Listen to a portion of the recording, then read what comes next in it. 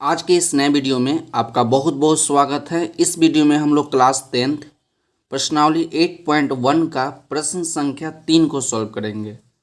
प्रश्न नंबर 3 आपका है कि यदि साइन ए बराबर 3/4 तो कॉस ए और टैन ए का मान परिकलित करें। परिकलित करना मतलब होता है कि मान ज्ञात करें या मान निकालें। तो इस प्रश्न को सॉल्व करने से पहले आपको फार्मूला याद होना चाहिए कि साइन का क्या फार्मूला होता है, कॉस का क्या फार्मूला होता है, टैन का क्या फार्मूला होता है। तो सबसे पहले हम आपको फार्मूला बताएंगे, उसके बाद इस प्रश्न को सॉल्व करेंगे। तो आपका साइन का फार्मूला होता है, ध्यान से देखिएगा और इसको याद करने का कोशिश कीजिएगा कि साइन थीटा बराबर होता है P/H। क्या फार्मूला होता है कि साइन थीटा बराबर P/H, जब P आपका लंब है और H आपका क्या है, कर्ण है। कॉस थीटा बराबर होता है B/H। कॉस थीटा बराबर क्या होता है, B/H, जहाँ B आपका आधार है और H आपका कर्ण है। तो साइन कॉस हो गया। अब आपका बच गया टैन। तो टैन का क्या फार्मूला होता है कि टैन का फार्मूला होता है कि टैन थीटा बराबर P/B। टैन थीटा बराबर होता है P/B, जहाँ P आपका लंब है और B आपका क्या है, आधार है। तो इस फार्मूला को आप याद रखिएगा। चलिए हम अब इस प्रश्न को सॉल्व करते हैं। सबसे पहले दिया है कि साइन ए बराबर 3/4। तो इसको हम लोग लिख लेते हैं कि साइन ए बराबर होता है, क्या दिया है, साइन ए बराबर आपको दिया है 3/4। तो साइन का क्या फार्मूला होता है, साइन का फार्मूला होता है P/H। साइन का फार्मूला होता है P/H, मतलब कि लंब बटा कर्ण। तो इसके सामने हम लोग लिख सकते हैं P और बटा में H। तो ऊपर वाला का ऊपर मान हो जाएगा, नीचे वाला का नीचे वाला मान हो जाएगा। तब P का मान कितना हो गया, P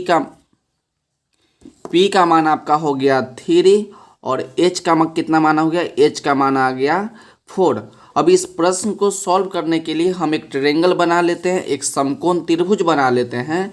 तो यहाँ पर एक समकोण त्रिभुज बना लिया, जिसमें आपका ये खड़ा जो लाइन है इसको P बोलेंगे, नीचे वाला को B बोलेंगे और जो तिरछा लाइन है उसको H बोलेंगे। तब P का मान कितना दे दिया है, P का मान आपको 3 दे दिया, तो यहाँ पर हम 3 लिख देंगे। उसके बाद आपको H का मान दे दिया 4, तो यहाँ पर हम लोग 4 लिख देंगे।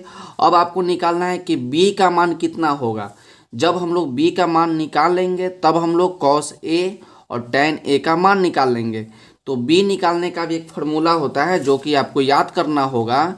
तो फार्मूला आपका इस प्रकार से है कि कर्ण का स्क्वायर बराबर लंब का स्क्वायर जोड़ आधार का स्क्वायर। तो कर्ण को हम लोग क्या लिखते हैं, H। तो H का स्क्वायर बराबर लंब को लिखेंगे P, तो P के स्क्वायर जोड़ आधार को लिखेंगे B, तो आपका B का स्क्वायर। H निकालने का फार्मूला होता है कि रूट अंडर P स्क्वायर जोड़ B स्क्वायर। B निकालने का फार्मूला होता है H square minus P square और P निकालने का फार्मूला होता है H square minus B square. आपको यहाँ पर निकालना है B, तब B का क्या फार्मूला है कि B बराबर root under H square minus P square. तो चलिए इसको लिख लेते हैं। आपको निकालना है कि B का मान कितना होगा। तो B निकालने का क्या फार्मूला होगा, तो B निकालने का फार्मूला हुआ कि B equal to root under H square minus P का स्क्वायर। तो इतना लिख दीजिए। उसके बाद देखिए B इक्वल टू H का मान कितना है, H का मान आपका 4 है, तो लिख देंगे 4 का स्क्वायर माइनस P का मान कितना है, P का मान आपका 3 है, तो 3 का स्क्वायर लगा दीजिए। Imply that. अब देखिए 4 का स्क्वायर कितना हो जाएगा, 4 का स्क्वायर आपका 16 हो जाएगा, माइनस 3 का स्क्वायर कीजिएगा तो आपका 9 हो जाएगा। तो फिर लगा दीजिए रूट अंडर 16 माइनस 9, तो कितना बचेगा, 7 बच जाएगा। तब B का मान कितना निकल के आया, B का मान आपका निकल के आया रूट अंडर 7। तब B का मान कितना निकल के आया, रूट अंडर 7। तो इसको इसमें भी हम लोग लिख देते हैं कि B का जो मान आया रूट अंडर 7।